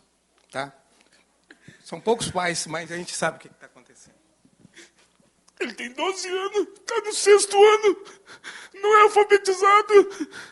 Na escola é difícil. Teve uma confusão lá, antes de pararem agora, que o cuidador que não era dele, não deixou ele fazer educação física, falando que ele ia atrapalhar. Eu já estou ficando com medo de mim. Eu estou com problema de saúde, mas eu não estou importando ainda com isso. Eu estou com medo de mim. Nesse dia, eu levo ele para a escola, eu levo ele para a terapia, eu busco. Nesse dia, eu fui fazer uma outra atividade remunerada. O que aconteceu? Minha filha foi buscar, minha esposa foi buscar. Se eu fosse, nossa, eu te garanto, aqui falo mesmo, eu tinha acabado com o cara, eu tinha voado nele, porque eu já estou com medo de mim. Eu não consigo mais me controlar. Todo dia ele tem que matar um leão. Desculpa. Gente, eu acompanho o Rogério, eu sei da luta dele. Nós pais também temos nossas lutas. Rogério, eu acho que tem muita gente aqui se vendo em você, né?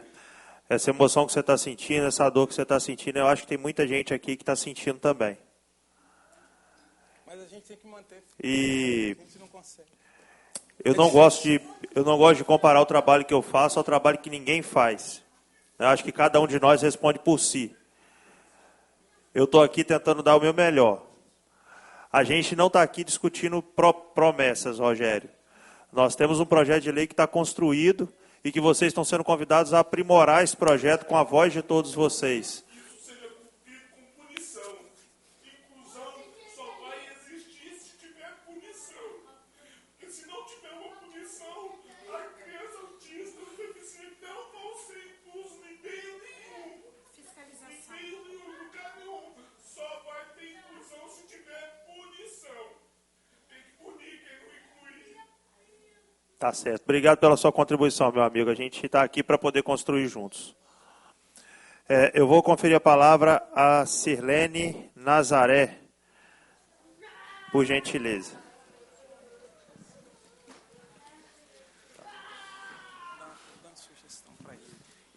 Bom dia. Meu nome é Sirlene. Eu tenho autismo grau 1, esquizofrenia, epilepsia, etc. Também tenho uma filha que tem autismo, está ali fora, né? Porque eu só estou conseguindo ficar sentada aqui porque tem alguém tomando conta da minha filha. Eu passo parte do coletivo Mães Eficientes, somos nós, da Lúcia, inclusive está ali minhas duas companheiras, 3, né? Porque é a Andréia, a Valesca e a Patrícia aqui atrás. Então, elas conhecem um pouco da minha luta diária, no dia a dia. Mas, mesmo assim, eu não me calo, eu não me prostro, porque mesmo diante das minhas dificuldades que eu tenho na saúde, porque imagina uma mãe que teve a 6ª gestação, 4 abortos, 1 natimorto, e tem suas dificuldades, e aí ainda eu tenho forças, porque está aqui do meu lado o Marcos, que é um deficiente auditivo. Ontem eu descobri que ele não tem audição nenhuma, por eu ter concedido a minha casa da habitação Graças a Deus, Deus me contemplou com a minha casa, então me deu ele como vizinho. E ele, o tio e o irmão são deficientes auditivos. Imagina uma pessoa que com 42 anos, que nunca teve uma carteira assinada por ter um problema auditivo e nunca teve alguém para ajudar. Porque quando coloca no sistema do SUS, passou de 2 anos, é negado, tem que dar entrada de novo. E a pessoa não tem ciência disso. Vai lá, ele fala, mas ele não ouve. Imagina a dificuldade dessa pessoa. E não só ele, como outras, né? Que igual tem lá mais 2, e tem eu e tem outras. Eu vivo em 2 grupos, em 3 grupos, que eu vejo muitas mães com dificuldade. Eu ainda consigo, com toda a minha dificuldade do mundo, né? Descapengada, o meu dentista da minha gestação, até hoje, minha filha vai fazer 5 anos, meu tratamento dentário eu não consegui concluir no SUS. Eu acho uma vergonha isso. Fui vítima de violência, né, várias vezes na gestação. Depois, tá aqui meu amigo aqui, né, que é Cabo Marques, né, ele é militar, né, um grande amigo que eu tenho, apesar de, assim, né, das coisas do dia a dia, da situação, mas ele já conseguiu me acompanhar aí na minha casa, fazer ocorrência, eu operada com a barriga aberta, porque o pai da minha filha tinha me roubado, tinha, né, já antes tentado me matar, há 4 anos atrás. Então, eu venho sofrer, eu sofro muito, mas eu não desisto, porque lá na Serra, eu vou, pode ligar lá na Serra e falar, Elaine, a Cirlaine te liga quantas vezes? Porque antigamente eu ia nas reuniões. Eu ficava sabendo quando tinha reunião no meu grupo. Mas ao decorrer do tempo, eu não fico sabendo mais. Eu estou no grupo, mas eu não sei quando tem uma reunião para eu me expor minhas dificuldades. Então eu enfrento dificuldade.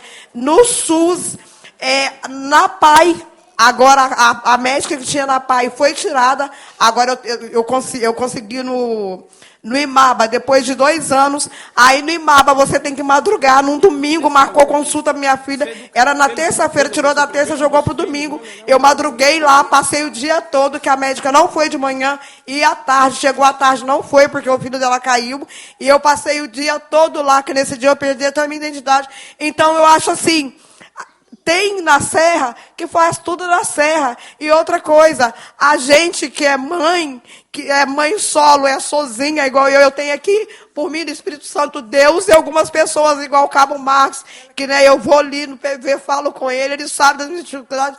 Eu passo minha dificuldade, é eu e Deus, que eu não tenho ninguém que bate na minha porta e fala, você precisa de alguma coisa? Não, mas alguém que me liga, que me pede socorro, ou parece alguém que eu preciso ajudar. Hoje mesmo eu falei, Senhor, eu nasci só para ajudar, eu nunca vou receber ajuda, porque eu recebo algumas ajudas sim, igual eu fui contemplada com balanço geral, corrente do bem, né? Mas Deus sabe o porquê de eu ser essa contemplada, porque além das minhas inúmeras dificuldades, igual eu tenho que fazer cirurgia nos 2 joelhos, eu não me prosto, eu luto não só por mim, mas por todos aqueles que estão em minha volta. E eu sofro muito com a minha filha, igual agora minha filha está lá fora, porque se ela ficar aqui, nossa, ela não consegue. Mas mesmo assim, eu não me prosto, sabe? E eu agradeço essa oportunidade e espero que tudo que estão falando aqui, que seja concluído mesmo, lei para a gente em todos os lugares, nas escolas, nas igrejas, no ônibus, no dia a dia, lá fora, que não fica só aqui, porque coloque em prática, porque é muito sofrimento. Imagine uma pessoa ficar aí numa unidade de saúde, poxa, eu preciso de um dentista, você tem que estar aqui até 7 horas é a hora que eu coloco minha filha na creche, eu não consigo. Aí, vem no outro dia, todo dia, 7 horas minha filha entra na creche. O dia que ela não vai na creche, ela vai na PAI da Serra. Então, e a outra questão que eu ia falar, a única neuro que tinha lá na PAI da Serra, a doutora Bruna, tiraram ela, entendeu? Aí agora, se a gente quiser, é IMABA, só IMABA. Não só eu, como muitas mães, as mães do nosso grupo aqui, que a gente tem aqui do Cabo Marques, da Lucinha, e outras, enfim, sofre muito com essa questão de médico, principalmente as mães que têm telemedicina, porque tem um doutor Alexandre, que é de Minas Gerais, atende lá, dá o laudo não serve, porque o CRM dele não é do Espírito Santo. Então, tem muitas mães que sofrem. Então, eu acho que tem que amenizar, tem que olhar, entender, ver, né, rever os conceitos. Não aceita a CETURB. A gente saiu do IMAPA, chegou, não aceitou. Não, o CRM dele, ele é de Minas Gerais, o CRM dele é de Minas Gerais, não é daqui. Doutor Alexandre. Então, no meu grupo da Serra, eu sou da Serra, mas ele atende no IMABA. Tem muitas mães do meu grupo que estão passando por essa dificuldade. Eu agradeço a minha oportunidade. Obrigado. Nós vamos, se houver dúvida em relação a poder ou não poder, a gente faz uma consulta jurídica, tá certo? E depois dá o retorno para ela em relação a isso, tá bom? Para a gente não estender o debate em relação a esse pode e não pode, a gente consulta e dá o feedback depois para ela. Eu vou conferir a palavra agora a Daniele Frazon, que é representante aqui do grupo de mães e amigos da criança com fissura do lábio palatino.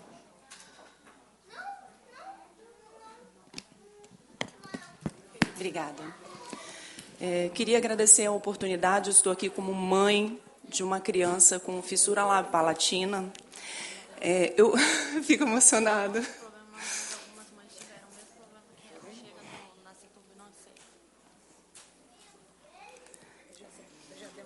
A minha história não é diferente da história de vocês.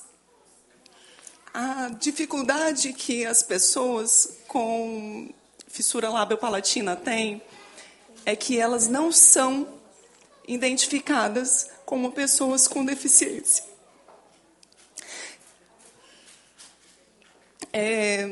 Inclusive, o plano de saúde entende que essas cirurgias são cirurgias estéticas. Nós travamos uma grande briga, mas uma briga intelectual, né? Uma briga por direitos. Quando meu filho nasceu, em 2008, eu já estive aqui também nessa casa, na Comissão de Saúde. E, em 2008, nós travamos uma briga com o plano de saúde, porque ele não queria pagar a cirurgia do meu filho. Ouvindo as histórias aqui de vocês, eu me identifico em muitas delas. Porque as dificuldades são as mesmas. A gente tem dificuldade em que as pessoas aceitem os nossos filhos. A gente tem dificuldade em passar pelo processo de bullying, porque o meu filho tem uma sequela de fala. E eu falei a palavra difícil, fissura lábio-palatina, mas antigamente usava-se a referência de lábio leporino.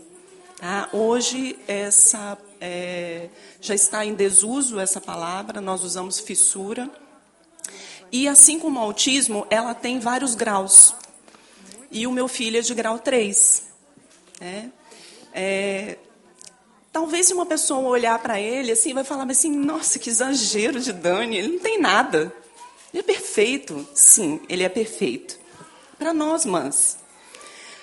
Mas e como que vai ser na hora que ele precisar fazer uma entrevista de emprego? As condições para ele serão as mesmas? Então, a nossa busca por direito e reconhecimento de que a fissura lábio-palatina também é uma causa que precisa ser enquadrada no direito da pessoa com deficiência, para que essas famílias tenham também um acesso aos benefícios.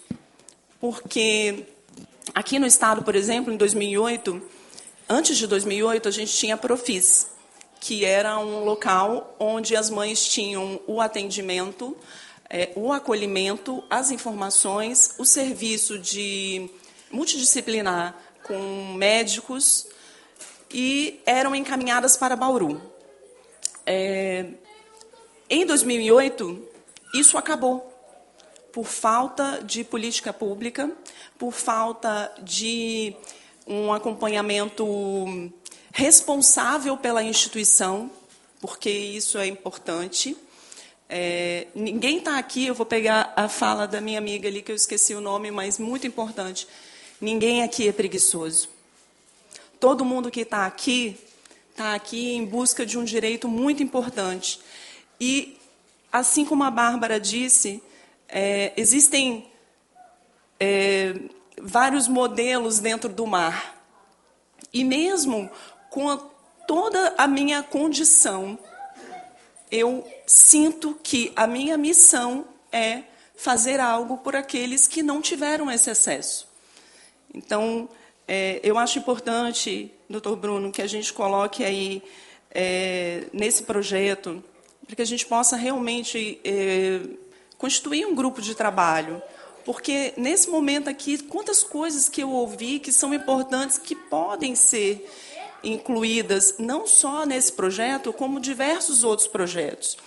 E a gente fala muito na pessoa com deficiência, dos direitos da criança, e eu acredito mesmo que a gente precisa dar direito também aos cuidadores, porque a gente passa por situações assim de abandono, e muitas vezes nós somos julgados porque a gente briga, porque a gente grita, né? Mas a gente faz isso pela nossa família. Eu queria só deixar, já que a nossa sessão vai ficar gravada, é importante que a gente divulgue. No Hospital Infantil de Vitória, nós temos um atendimento à criança com fissura. Tá? Esse atendimento chegou lá no Hospital Infantil graças ao envolvimento de profissionais voluntários e de mães como nós. E, por isso, a importância da gente se reunir, falar e lutar por esses direitos.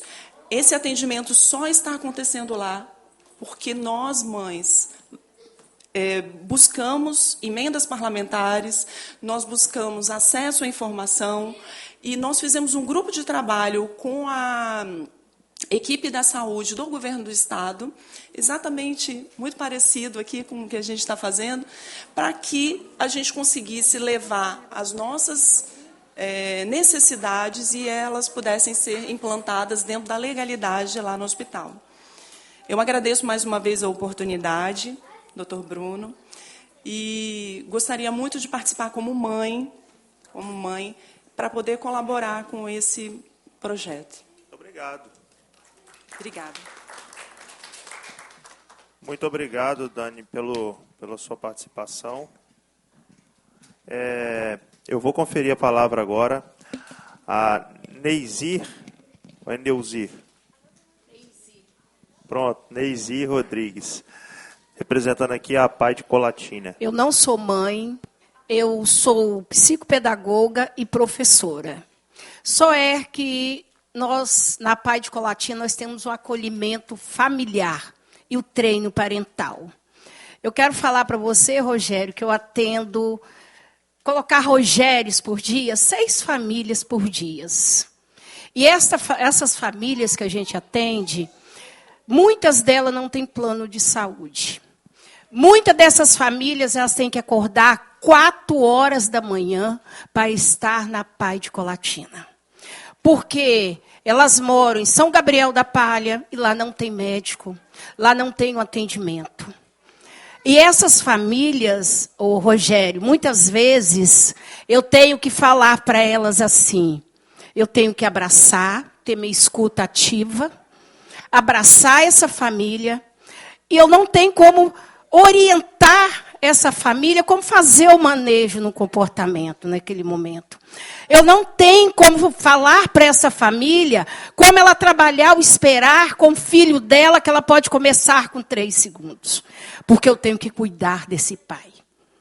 Porque se eu não cuidar desse pai, esse pai não vai conseguir trabalhar com o filho dele. Tudo que orientar para este pai não vai ter sentido naquele momento que ele tem que ser cuidado. É difícil quando você atende uma mãe que ela fala assim, ontem eu olhei do terraço para me se jogar.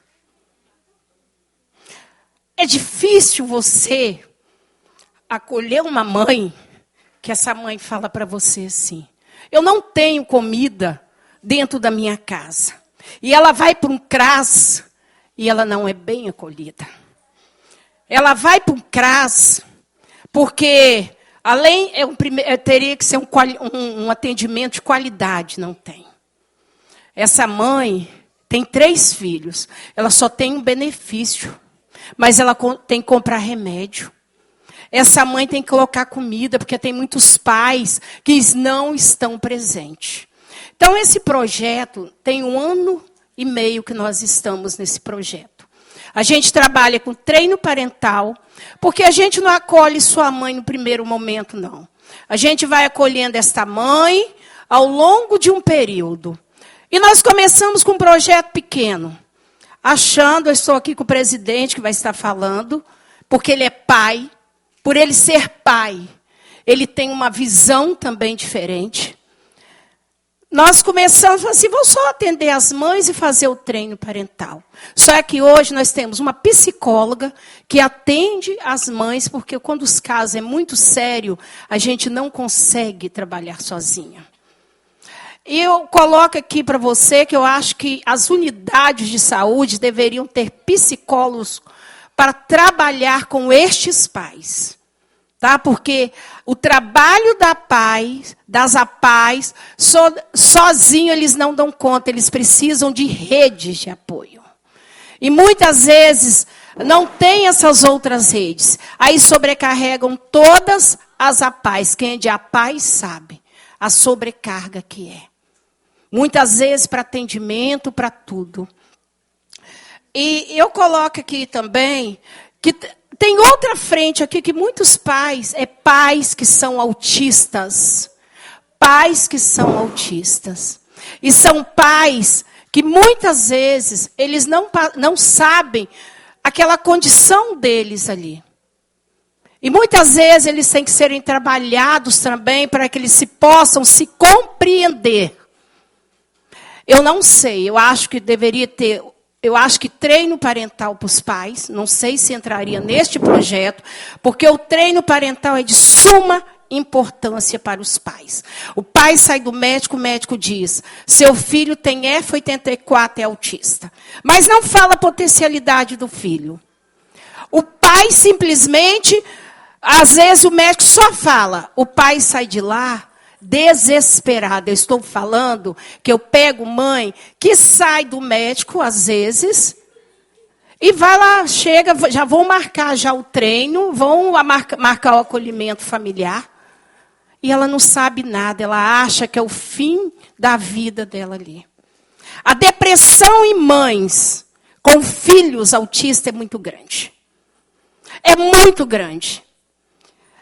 E nós começamos esse projeto, só tem 1 ano e meio. Tem 1 ano e meio. Então, nós temos vários Rogérios. É muitos Rogérios. E eu falo com o senhor teria aqui no interior também. Porque o senhor vai ver que no interior, muitas vezes, os Rogérios, que não são todos que têm um plano de saúde. Mas o sofrimento... Não estou falando porque ele tem, porque o sofrimento é um só. Quem é pai... é pai, a dor de pai é a dor. E cuidar de quem cuida é de suma importância. Eu quero te parabenizá-lo, espero que não fique aqui, que a gente possa mesmo estar, que esse projeto mesmo seja um projeto bacana para os pais que possam cuidar dos pais. Porque todos os dias ao acordar eu falo assim, Senhor, me capacita. Porque cada dia eu tenho um pai diferente. Cada dia eu tenho uma história diferente. E cada dia eu tenho que estar forte para eu passar para este pai que ele é capaz, que ele vai conseguir. E pais que só passam na minha sala e falam assim, eu vim te dar um abraço. Tá? Então, parabéns, tá? Pelo projeto. E eu gostaria muito de repetir outra vez. Coloque o treino parental para os pais. A gente pode estar discutindo sobre esse assunto. Não sei se, né? Mas é de suma importância já tá anotado, Neise, que os pais tenham também, eu acho que o acolhimento, e os médicos também têm que ter um acolhimento com os pais. Não é só falar, mas é falar da potencialidade. Porque não é fácil. É cuidar temos que cuidar de quem cuida. Se nós não fizermos isso, nós teremos muitos e muitos pais depressivos. Pais que falam em suicidar, que não é fácil. Tá certo. Obrigado pela sua contribuição, Nesi. Já está anotado e tudo que nós pudermos fazer nesse sentido, nós faremos. Eu vou conferir a palavra ao seu Erval, que me parece é o presidente da sua PAI, tá certo? Para que possa complementar. Na sequência do seu Erval, temos a Sara como inscrita e encerraremos pelo adiantar da hora. Tá bom, gente?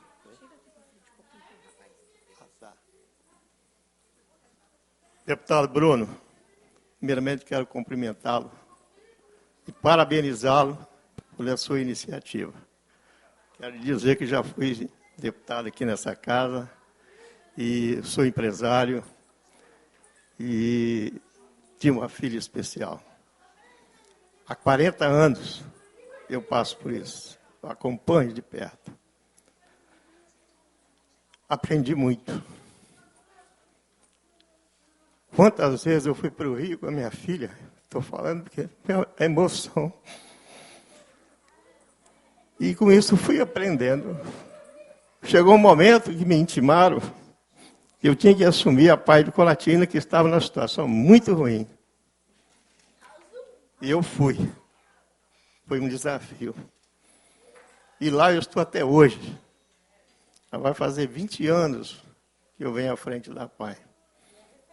Era uma pequena PAI, mas hoje é uma grande PAI.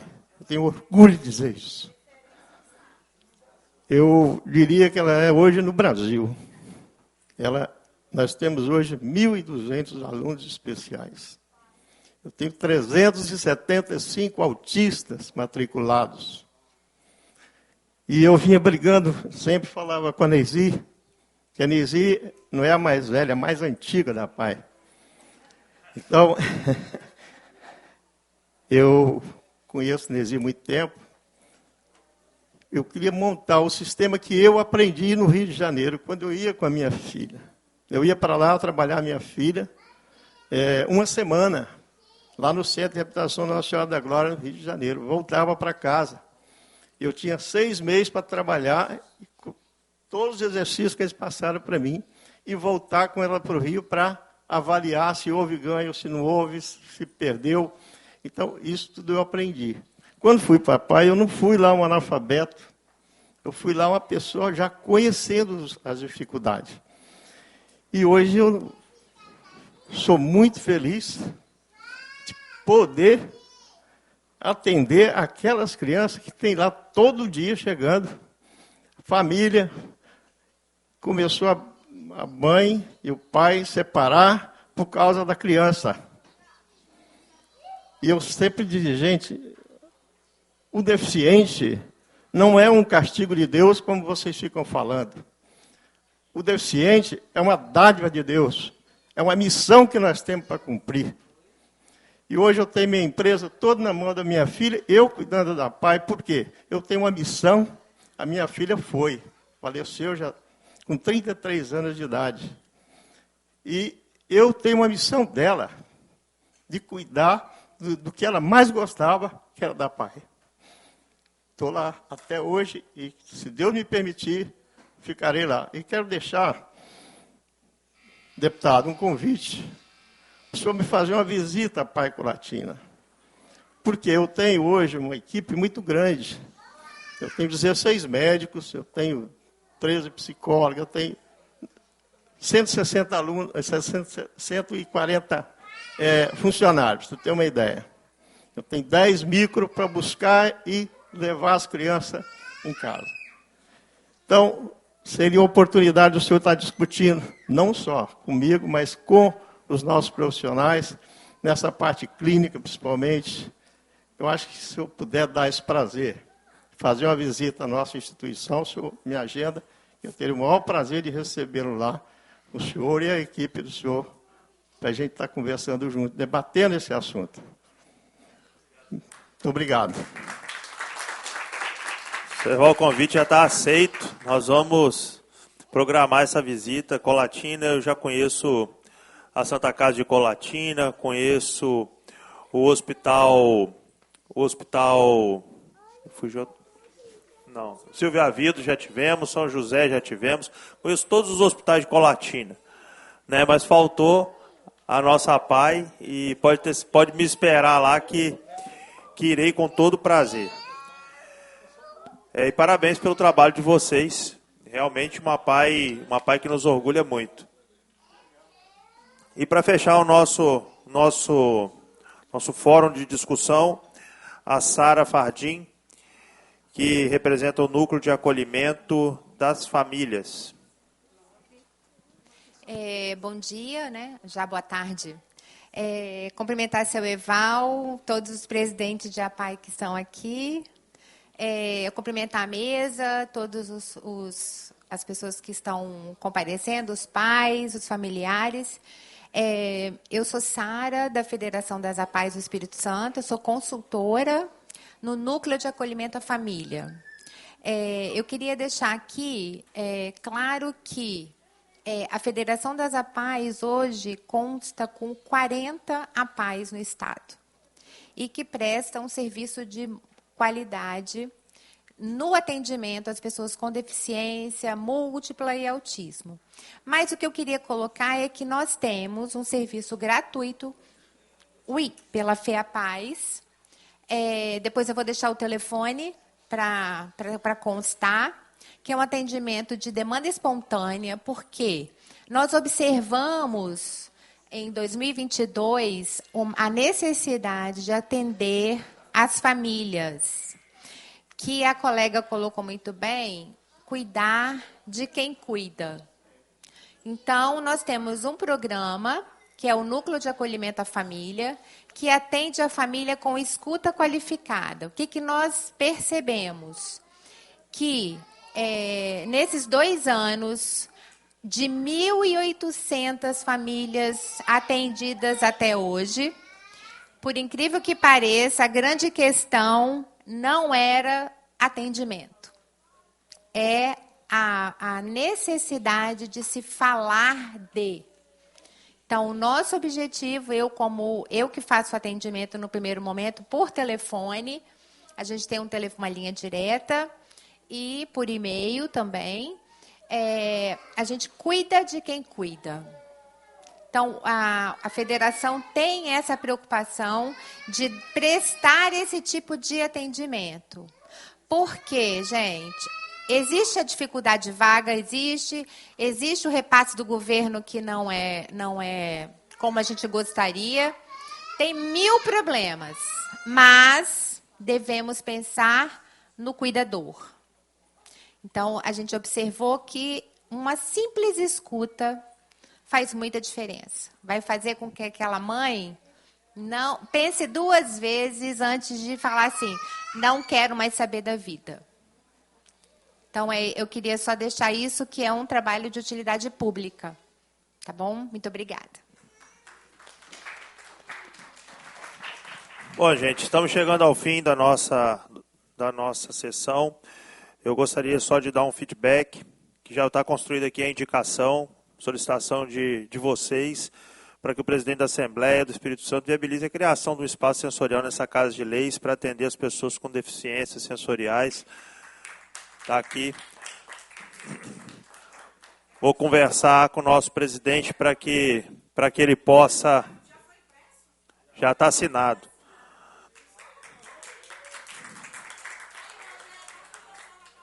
Nós vamos pedir para o nosso presidente, que tem tido muito ouvidos para solicitações dos deputados, e torcer para que a gente possa entregar esse bem para a sociedade capixaba, até porque a Assembleia Legislativa tem que ser uma casa de inclusão, uma casa de todos os capixabas, como eu disse, não apenas de alguns.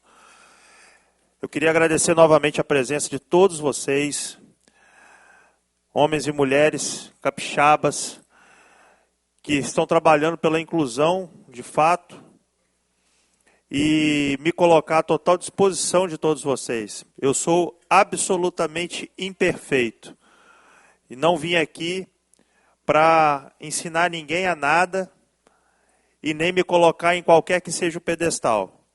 Eu estou à mesma altura de qualquer outro capixaba. E aqui apenas como ferramenta da vontade popular. Eu vim para essa casa para representar a saúde e a dignidade. Esse sempre foi o meu mote.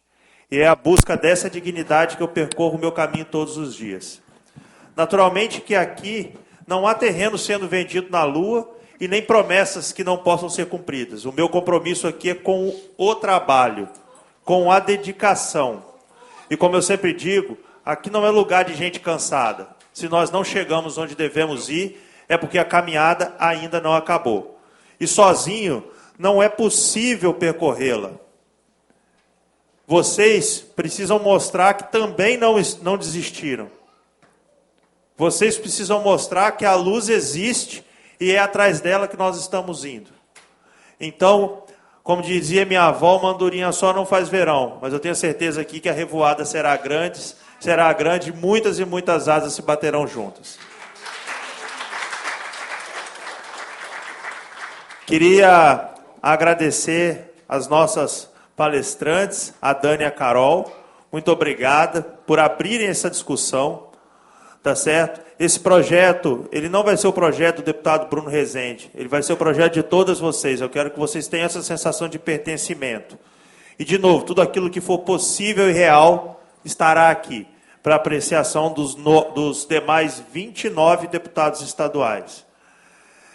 Queria agradecer a Deus, ao meu gabinete, a Comissão de Saúde, a presidência da ALIS, a diretoria das comissões permanentes, os servidores da Engenharia e Tecnologia, repórteres da TV ALIS, taquigrafia, procuradores e consultores legislativos, nada mais havendo a tratar, declaro encerrados os trabalhos dessa comissão e convido os senhores membros para a próxima, que será ordinária no plenário Rui Barbosa, nessa Casa de Leis.